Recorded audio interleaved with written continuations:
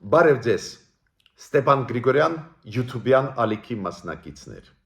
Ողջունում եմ ձեզ բոլորիդ։ Այսօր մարտի 28-ն է։ Այսօր մենք ձեզ հետ կխոսենք այն մթնոլորտի մասին, բավական ծանր, բավական լարված, որը ստեղծվեց Հայաստանի ներսում։ Դա կլինի գլխավոր թեման մեր քննարկման։ Նաև մենք կխոսենք այսօր Ռուսաստանի սպառնալիքների մասին։ Նոր խումբ պաշտոնյաների Ռուսաստանի մեզ սպառնում են։ Նախկինում մենք սովոր էինք, որ Սերգեյ Լավրովը սպառնում էր, Շոյգու սպառնում էր, Գալուզինը սպառնում էր, տարբեր տրամաչափի պաշտոնյաներ, պարբերաբար Մարիա Զախարովան, հիմա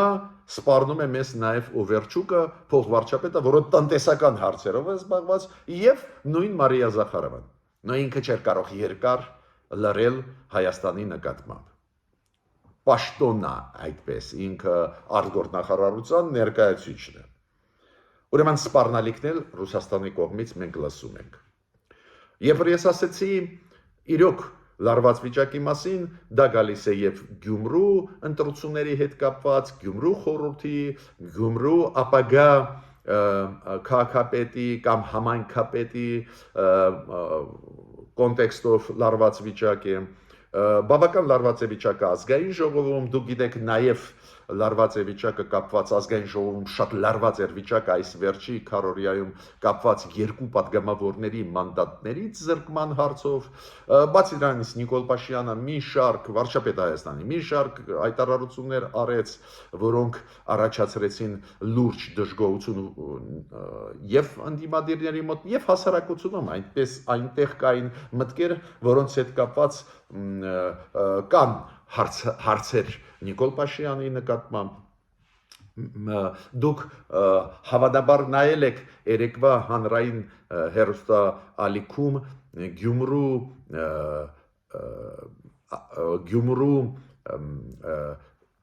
քաղաքապետի ընտրության այդ հնարավոր տեխնացուների բանավեճը 9-ից 8 եկան 9 գիտեք կուսակցություններ կամ դաշինքներ մասնակցում են, ուրեմն 9 տեխնացու կա Գյումրու քաղաքապետի 9-ից 8 եկան ու բանավեճը չեմ ուզում թաքցնել, բավական տխուր տպավորություն թողեց, բայց ինչ եմ ուզում ասել, այդ ամեն ինչի մասին մենք այսօր պետք է խոսենք։ Գիտեք, բարբերաբար մենք ձեզ հետ կենտրոնանալով ընդհանուր առմամբ կենտրոնանալով արտաքին հարաբերությունների հարցերի վրա, բարբերաբար այնուամենայնիվ պետք է անդրադառնանք մեր ներքին քաղաքականությանը, քանի որ ինչ վիճակում է ներքին քաղաքականությունը պետության մեջ, ինչքանով կայուն է ներսից պետությունը, այնքանով ավելի քիչ հավանական է, որ մեր վրա կհարձակվեն, մեզանից կուզենան օտարել ինչ-որ տարածքներ, ինչ-որ ճանապարհներ, քանի որ Ռուսաստանը ու Ադրբեջանը քնած չեն, ուշադիր հետևում են, պահ են ման գալիս Սյունիքում ճանապարհները վերահսկել, խլել մեզանից, բան չի փոխվե իրանց քաղաքականության մեջ, ուրեմն ինչքանով մենք կայուն ենք ներսից դիմակայունությունը բարձր է, այդքան լավ, ցավով պետք է ասեմ, որ բավական բարդ process-ներ են զարգանում ներսում, ու դա պետք է վերլուծենք։ Մեր առաջարկությունները ներկայացնենք կառավարությանը, քաղաքական ուժերին, ինչ պետք է արվի, որ այդ լարվածությունը թուլանա։ Հիմա, բայց կան նաև դրական զարգացումներ, որոնց մասին այսօր էլ ես կասեմ, այդ ավանդույթը ես չեմ մոռանում։ Ուրեմն, այսօր մարտի 28-ն է,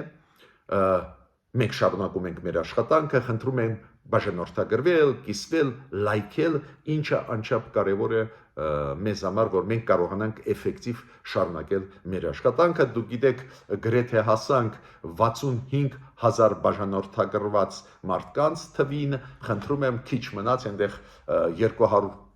200-ի կարգի մարդ մնաց, որ բաժանորդագրվի ու մենք 65,000-ը կանցնենք։ Հիմա շատ դրական ինֆորմացիա գալիս է Միացյալ Նահանգներից։ Դուք գիտեք, Միացյալ Նահանգների կոնգրեսում կան մեծ թվով падգամավորներ եւ սենատում եւ ներկայացությունների պալատում, ովքեր լոբիստական աշխատանքով են տարված Հայաստանի հետ կապված։ Դա շատ լավ է, այդ մեծ խմբեր են падգամավորների, օրինակ ներկայացությունների պալատի կոնգրեսի падգամավորներ 60 հոգի գրեցին նամակ Մարկո Ռուբիոն ու իրանք առաջարկում են Թրամփի ադմինիստրացիային դադարեցնել համագործակցել Ադրբեջանի հետ պաշտպանության ոլորտում, անվտանգային ոլորտներում։ Իրանք ասում են, Ադրբեջանը անհիմն պահում է բերդում Արցախահայերին։ Ադրբեջանը գրավել է ու շարունակում է ագրեսիվ պահված Հայաստանի նկատմամբ։ Ինքը ագրեսիա կատարել, ինքը Հայաստանի տարածքներն է վերահսկում հիմա ու չի ուզում հետ կանգնել։ Իրանք ասում են, որ հայերը Լեռնային Ղարաբաղի իրավունք ունեն վերադառնալ Լեռնային Ղարաբաղ։ Իրանք ասում են շատ ու շատ բաներ կապված Հայաստանի հետ, վտանգների հետ, որ Ադրբեջանը նորից կհարձակվի, կապված Արցախահայության իրավունքների մասին, բոլորը ես հիմա չեմ թվարկելու։ Ու իրանք ասում են, որ պետք է մտցվեն սանկցիաներ, նպատակաուղղված, թարգետային սանկցիաներ պաշտոնյաների դեմ Ադրբեջանի, ովքեր զբաղվել են հայաթափման Արցախի։ ՄԱԿ մտնել, ՄԱԿ-ում այդ հարցերը բարձրացնել եւ այլ եւ այլ։ Բացի դրանից բարձրացնել հարց կապված ազատությունների Ադրբեջան։ Անչափ կարևոր նախաձեռնություն է։ 60 կոնգրեսական նամակ են գրել Մարկո Ռուբիոն։ Դուք գիտեք, նաև կա Միացյալ Նահանգներում հանձնաժողով պետական ինստիտուտներում, հանձնաժողով կրոնական ազատությունների հետ կապված։ Ու իրանք պատրաստեցին շատ կարևոր զեկույց Ադրբեջանի հետ կապված, որ Ադրբեջանում ոտնահարվում են կրոնական փոքրամասնությունների իրավունքները ու առաջի հերթին հայերի իրավունքները, Արցախահայության, որ Արցախահայության հանեցին իրանց բնորանից, որ Ադրբեջանում քանդվում են հայկական եկեղեցիներ, հայկական գերեզմանատները, հետքերը հայկական ոչնչացվում են, ուստեղ էլ առաջարկվում է կառավարությանը Միացյալ Նահանգների, ՄԱԿ-ում այդ հարցերը բարձրացնեն, սանկցիոն քաղաքականություն սկսել, ուսումնասիրել ռազմական հանցագործությունները, որոնք կատարեց Ադրբեջանը Հայաստանի դեմ եւ Արցախահայության դեմ։ Ինչ եմ ուզում ասել, այս կարևորագույն նախաձեռնություններն են Միացյալ Նահանգներում, որոնք գնում են։ Դա զսպիչ մեխանիզմ է Ադրբեջանի դեմ ուղղված։ Ադրբեջանը պատրաստ է նորից կոշտ քայլեր անել մեր դեմ։ Ադրբեջանը չի համաձայնվում նույնիսկ համաձայնեցված Հայաստանի հետ տեքստը խաղաղության պայմանագրի ստորագրել։ Նոր եւ նոր սպառնալիքներ է հնչեցնում, նախապայմաններ։ Ուրեմն այս ձևի նախաձեռնություններ Եվրոպայում, Միացյալ Նահանգներում զսպիչ մեխանիզմ են Ալիևի համար։ Մյուսը, հիշում եք, մենք խոսել ենք, որ ողջունում ենք մեր կառավարության այն քայլերը, որ փորձում է դիվերսիֆիկացնել կառավարությունը մեր արտաքին քաղաքականությունը, արտաքին կապերը։ Նույն Արարատ Միրզոյան արտգործնախարար Հայաստանի գտնվում էր Բրազիլիայում, հիմա գտնվում է Ղազախստանում, ես դա ողջունում եմ։ Հասկանում եմ, տարբեր երկրների հետ խորությունը հարաբերությունների կարող է լինել տարբեր, բայց որ պետք է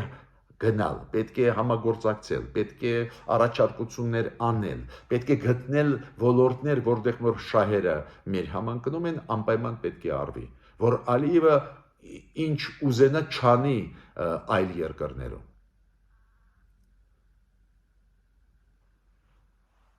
Ուրեմն դա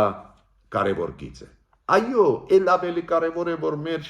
ազգային ժողովը որոշում ընդունեց, որ Հայաստանը գնում է դեպի եվրոինտեգրացիա, որ մեր տեղը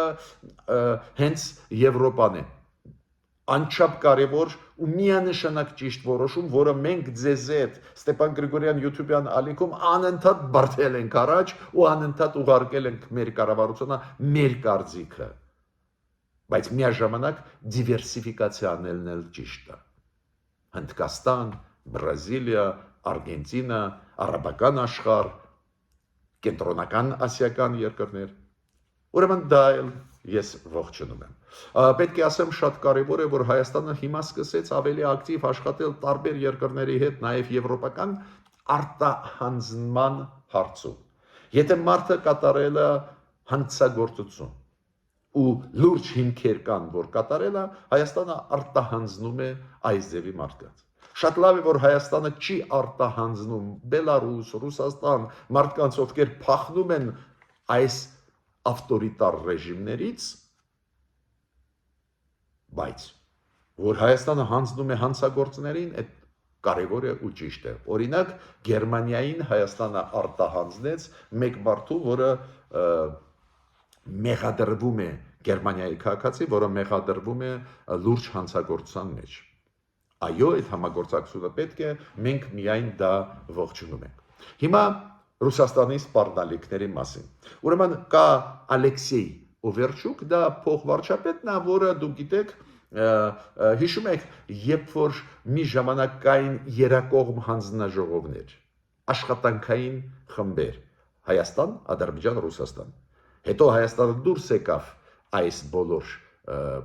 պրոցեսներից, ավելի ճիշտ սառեցրեց, չի մասնակցում, այնտեղ հիշում եք դելիմիտացիա դեմարկացիայի հետ կապված երակողմ ստեղծվեց տնտեսական զարգացման, ապա շրջափակման հանձնաժողով ու բոլոր այդ հանձնաժողովներում փոխվարչապետների մակարդակի էին Հայաստան, Ադրբեջան, Ռուսաստան։ Ու Ռուսաստանի կողմից Ալեքսեյ Օվերչուկն էր։ Ու հիմա ինքը կարոտախտով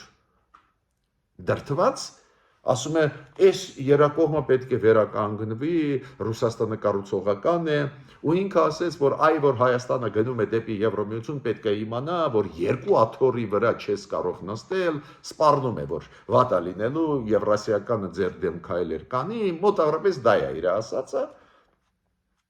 ու մի քանի անգամ կրկնեց, երկու աթոռի վրա չեք նստի։ Ես էլ ասում եմ մեկ բան։ Հայաստանը արեց քաղաքական հայտարարություն ազգային ժողովի միջոցով։ Մենք գնում ենք դեպի եվրոինտեգրացիա։ Բայց դու գիտեք այդ ինչ երկար ճանապարհ է, որ ի վերջո դու դառնաս անդամ Եվրոմիության։ Հայաստան դեռ նույնիսկ ի պաշտոնե Եվրոմիությանը չէ ուղարկել նամակ, որ ուզում է դառնալ անդամ, որ Եվրոմիությունը ասի շատ լավ, այս բաներ պետք է անենք, ասենք 30 հատ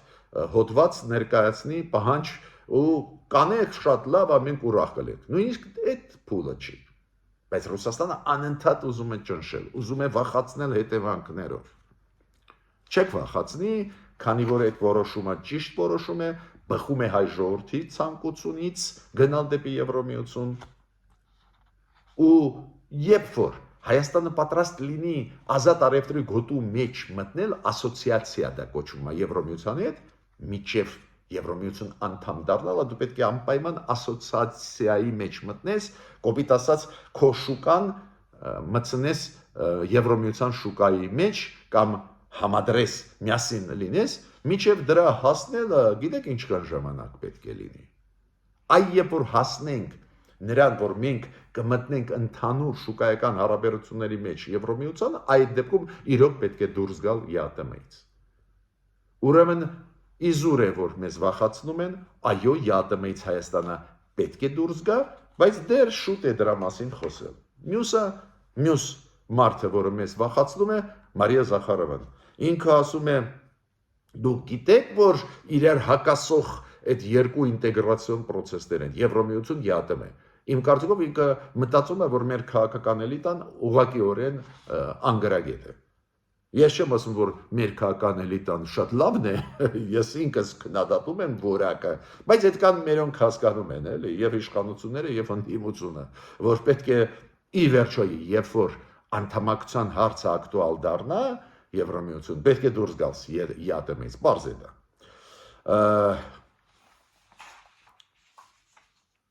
Մարիան Զախարովան նաև բարձրացնում է հարց, այն հարցը, որը Օվերչուկը բարձրացրեց, նոր ես դες ասեցի, որ պետք է վերականգնվեն այն աշխատանքային խմբերը, որը զբաղվում էին Հայաստան, Ադրբեջան, Ռուսաստան այս երակողմ ձևաչափերը պետք է վերականգնվեր, որոնք զբաղվում էին Հայաստան-Ադրբեջան հարաբերություններով։ Մարիա Զախարովան ասում է, հիշում եք, կային Հայաստան, Ադրբեջան, Ռուսաստան երակողմ աշխատանքային խմբեր, որոնք ստեղծվել են 2020-22 թվականների արդյունքում։ Ու հիշում եք, երակողմը զբաղվում էին, սկսեցին այն ժամանակ զբաղվել դելիմիտացիա դեմարկացիայով, ապա շրջափակման հարցերով, ինքը մեզ էլ հիշեցնում է, ասում է Հայաստանը ինչի հրաժարվում է, թող վերականգնվեն այդ երակողմը։ Ես պետք է ասեմ, որ շատ ճիշտ արեց Հայաստանը, որ այդ երակողմից ռեալ դուրս եկավ, քանի որ Ռուսաստանը բոլոր քայլերը անում էր ի օգուտ Ադրբեջանի ու մենք անընդհատ ունեցել ենք կորուստներ, նաև հիշում եք մարդկային կորուստներ, ներքին խանդում, երբ որ ռուսական սահմանապահները տվեցին ինֆորմացիա ադրբեջանցիներին, որտեղ են մերոնք ու իրանք կռակեցին, սպանեցին մի տարի առաջ։ Երբ որ հիշում եք 2022 թվականի սեպտեմբերին ռուս սահմանապահները դուրս եկան դիրքերից, Ադրբեջանը մտավ մեր տարածք ու այդ 240 կիլոմետր հիմա վերահսկում է, ագրեսիա արեց։ Ու պարզը մերոնք ճիշտ արեցին եւ տնտեսական հարցերում ապա շրջափակման դուրս եկան, քանի որ Ռուսաստանը այս երակողմով ստիպում էր, որ մենք Սյունիքը հանձնենք իրեն ու Ռուսաստան-Ադրբեջանի հետ մեր ճանապարհները վերահսկեր Սյունիքով։ Չի ստացվի, կառավարությունը ճիշտ էր անում ու ճիշտ է անում, որ հիմա այդ երակողմը չի աշխատում, բայց Մարիա Զախարովան մեծ աղմուկ է բարձրացնում, բայց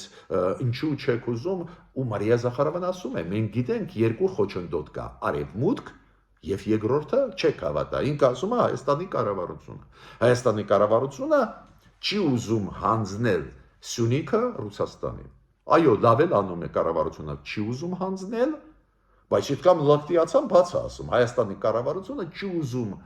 այս ապաշրջափակման հարցերը լուծել, կոպիտ ասած, չի ուզում հանձնել Սյունիքի ճանապարհը Ռուսաստանին ու Ադրբեջանին։ Այո, մենք այս հարցով մեր կառավարության հետ են, ճիշտ էլ անում է չի ուզում, բայց Մարիա Զախարովանը սպառնում է, մենք գիտենք ովքեր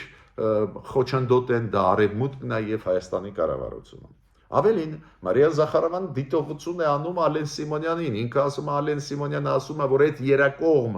հանձնաժողովը ապաշրջափակման հարցերով զբաղվող նախկինում Ադրբեջան, Հայաստան, Ռուսաստան, ինքը ասում է Ալեն Սիմոնյանը ասեց, որ այդ ֆորմատով Հայաստանը այլևս չի աշխատի, պետք չի բարձրացնել այդ հարցը, ինքը ասում է ով է Ալեն Սիմոնյանը, որ միջամտում է այս ոլորտի, դա իր ոլորտը չի։ Ուրեմն Մարիա Զախարովային ուզում եմ ասել, որ Ալեն Սիմոնյանը ազգային ժողովի նախագահ է,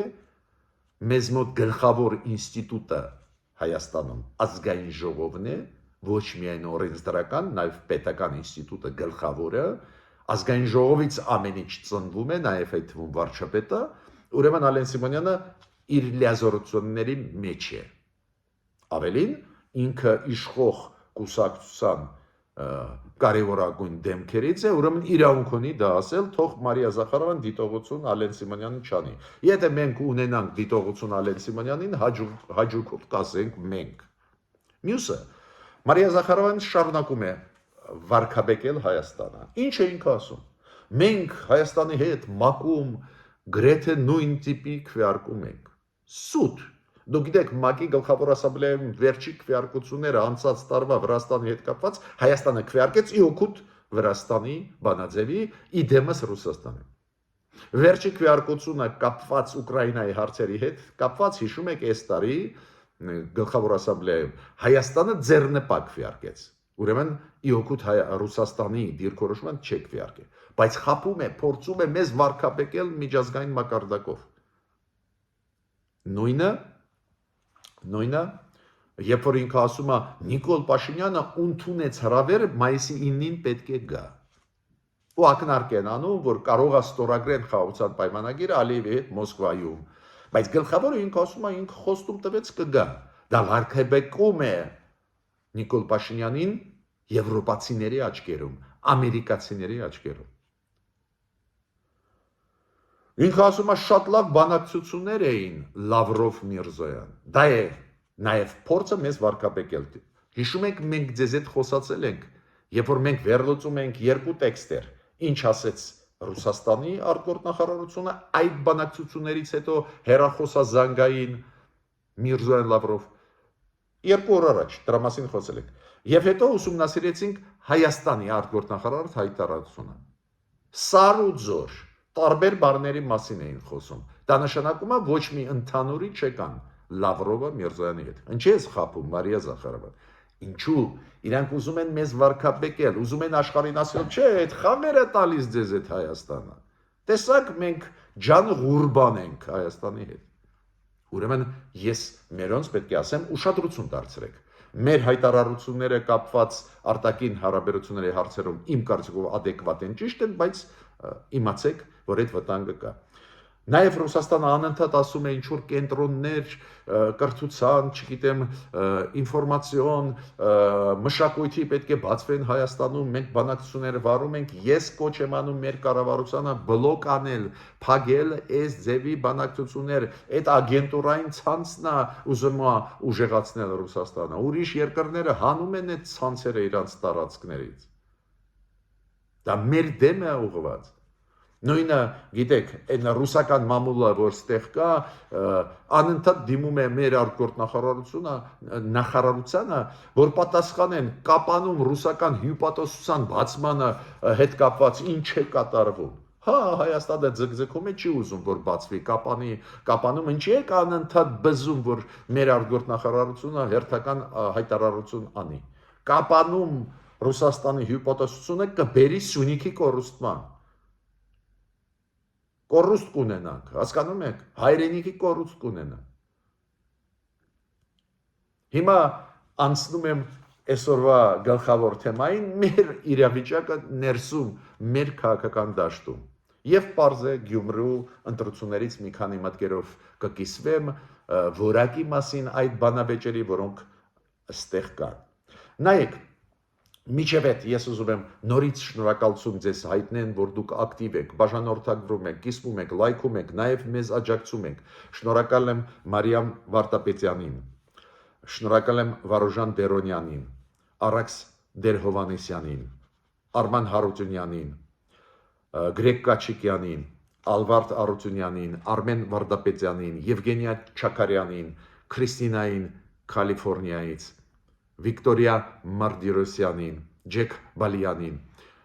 շատ ու շատ շնորհակալ եմ Հասմիկին, որ դուք աջակցում եք։ Դա շատ անհրաժեշտ է, որ մենք ակտիվ շարունակենք մեր աշխատանքը։ Հիմա ես ուզում եմ խոսել ձեզ այդ ներքին լարված իրավիճակից։ Դուք գիտեք, ամեն քարորիան, որ անցնում է ազգային ժողովի, ցավով պետք է ասեմ, անցնում է այն մթնոլորտում, որ կոպիտ ասած իրար տալիս են։ Իշխանություն անդիմությունության հետ կապված։ Չեմ ասում որակի մասին, որակի մասին ասելը ուղղակի ամաչում եմ ես, էլի անորակ քննարկումներ, փոխադարձ մեղադրանքներ։ Ես պետք է ասեմ, որ այս քարորիայի ժամանակ նաև Նիկոլ Փաշինյանը մի քանի հայտարարություններ արեց, որոնք պահանջում են լուրջ քննարկում, բերում են լուրջ լարվածության նախկին նախագահների հետ կապված, ընտրված են, ընտրված չէին։ Համոզված չեմ, որ դա ամենալավ ճանապարհն է պաշտպանել մեր հայրենիքը։ Ինչքան լարվածությունը մեծանա ներսում, այդքան դրսից հավանականությունը հարվածել մեծ է։ Ես մի կողմից հասկանում եմ, գործող իշխանությունները սերում են հարաբերությունները ներկա նախկին, որ ժողովուրդը մոբիլիզացվի իրենց շուրջ, բայց մյուս կողմից դա շատ է թույլատնում դիմադրողականությունը պետության։ Ուրեմն իշխանությունը պետք է դրա մասին մտածի։ Ես հասկանում եմ, քաղաքական տրամաբանություն նաև կա, կուսակցական տրամաբանություն, բայց մտածենք էլի դրա մասին։ Օրինակ, Ղարաբաղյան շարժման հետ կապված ասենք փագեք շարժումը կամ ընտրված էին նախկին նախագահները չէին ընտրված չգիտեմ հիմա ամենաակտուալ հարցերը միգուցե ակտուալ են չգիտեմ բայց ուզում եմ ասել դա էլ ավելի լարվածան բերում է ծանրագույն վիճակի մեր երկիրը մյուս հարցը գիտեք որը ինձ շատ մտահոգեց որակը քննարկման կապված երկու падգամավորների հետ Հովհաննես Աղազարյանի եւ Տարոն Մարգարյանի Տարոն Մարգարյանը ընդդիմադիր ֆրակցիայից է, Հովհաննես Աղազարյանը դու գիտեք դուրս եկավ ՔՊ-ի ֆրակցիայից, հիմա անկախ падգամավոր է, հրաժարվեց հանձնել իր մանդատը, միջդեռ վարչապետը խնդրում էր իրան, ու հիմա դատախազը, գիտեք, մտավ ազգային ժողով, իրանց անձեռնմխելությունից զրկել։ Դու գիտեք, դա ընդունված է գրեթե ամբողջ աշխարհում, այդ նորմը կա, նաև այդում դեմոկրատական աշխարհում, որ падգամավորների դեմ գործ քրեական հարուցել արգելվում է միջև ազգային ժողովները, պարլամենտները երկրների չտան համաձայնություն։ Ուրեմն երեք պարլամենտը տվեց, ազգային ժողովը քվեարկեց, տվեց համաձայնություն, դա փակ քվեարկություն է, փակ գաղտնի քվեարկություն է, տվեց երկու առանձին փակ գաղտնի քվեարկություններ էին։ Հովիկ Աղազարյանի հետ կապված եւ Տարոն Մարգարյանի։ Երկուսի դեպքում էլ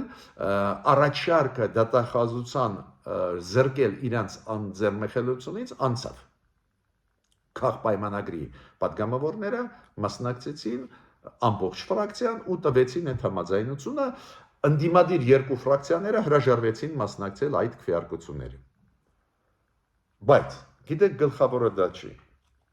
Լավ, տվեցին համաձայնություն, լավ, բայց որակը քննարկման սարսափելի էր։ Պատկերացնում եք, ինչ որ մեղադրվում է մի падգամավորը մեղադրվում է ինչ որ ոչխարների, չգիտեմ, հարցով ինչ որ ոչխարների հարցեր այնտեղ մեղադրվում է կաշառքի մեջ, իմիջիայլոց ես դες ասեմ կա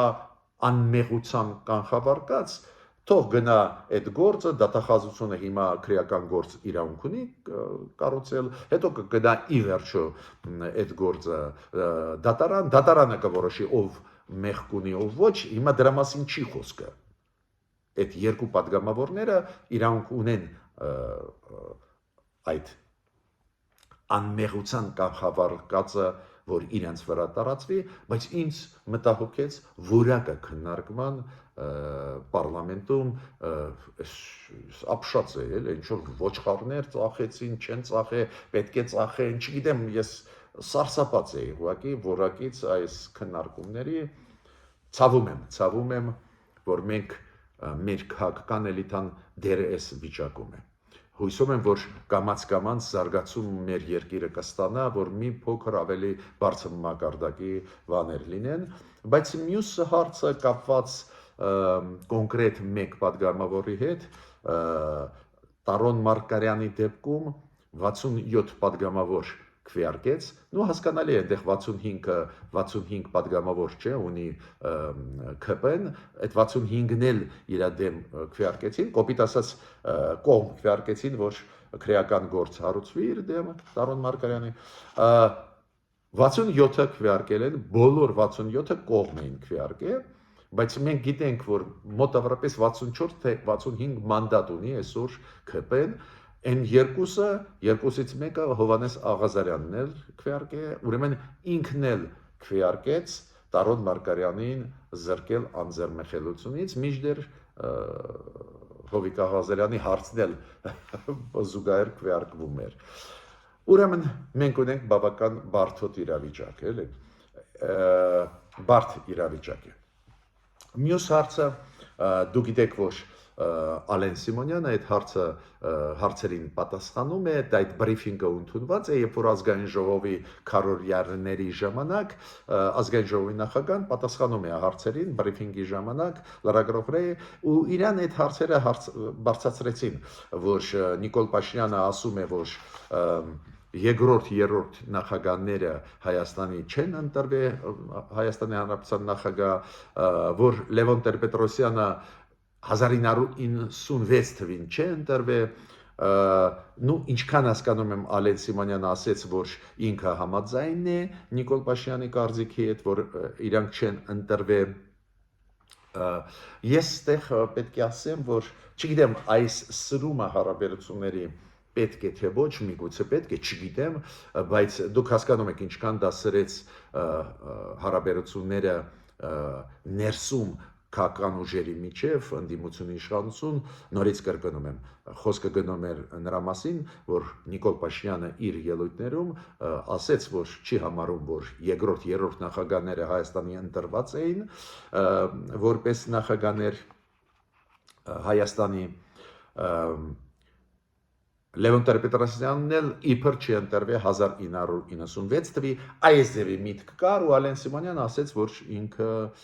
համաձայն է այս կարծիքի հետ։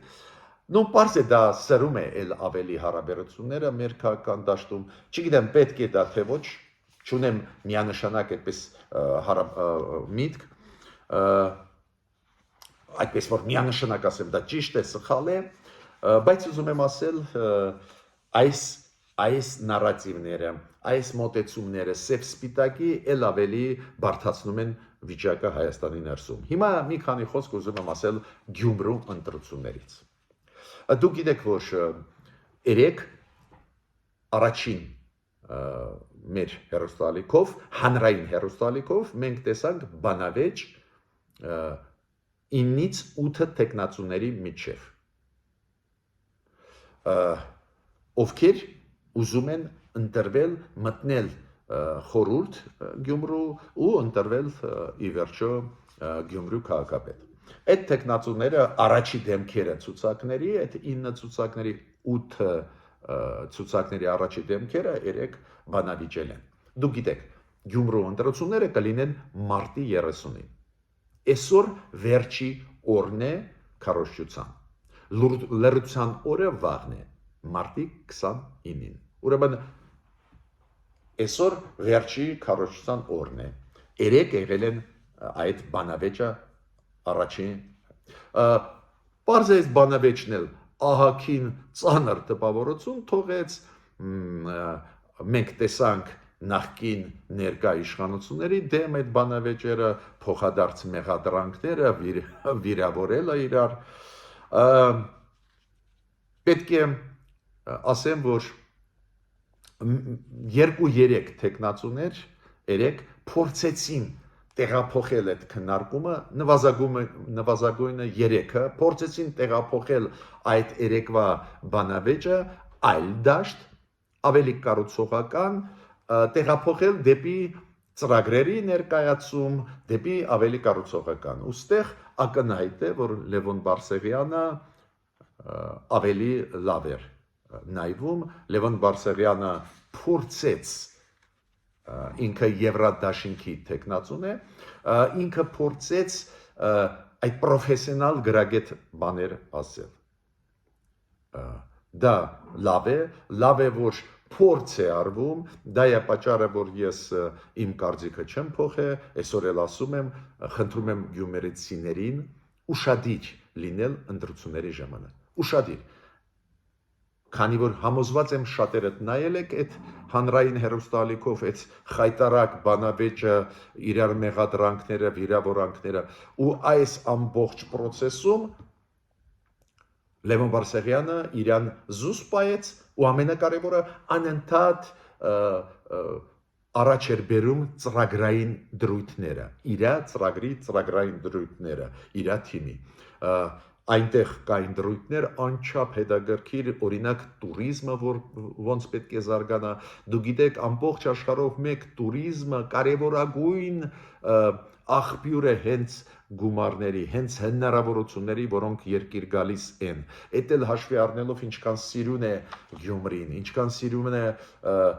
Գյումրում գտնվող մեր եկեղեցիները, շինությունները, ինչքան սիրուն են։ Ուրեմն խելքի բերելը այդ տուրիստական տեսանկյունից քաղաքը, ինֆրաստրուկտուրան անչափ կարևոր է ու այնտեղ ես լսեցի Լևոնից շատ հետաքրքիր մտքեր։ Ես չեմ ասում այլ հարցերով կարևորագույն զգայուն գյումրեցիների համար տներ կառուցել, նոր հնարավորություններ մարդկանց համար պարզ է, բայց ինձ համար դրականը նա էր, որ կային մի քանի տեխնացուներ, ովքեր փորձում էին առաջ տանել գաղափարները, այլ ոչ թե էմոցիաները ու Լևոնը Բարսեղյանն ստեղ ակնհայտ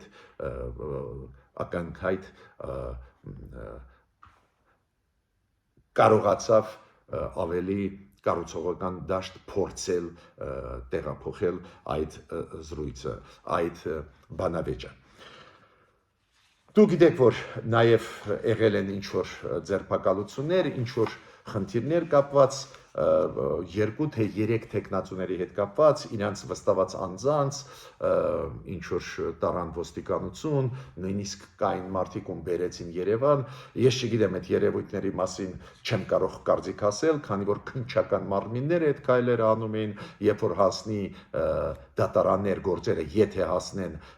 մեզ համար ավելի պարզ կդառնա, բայց ընտրությունների կոնտեքստով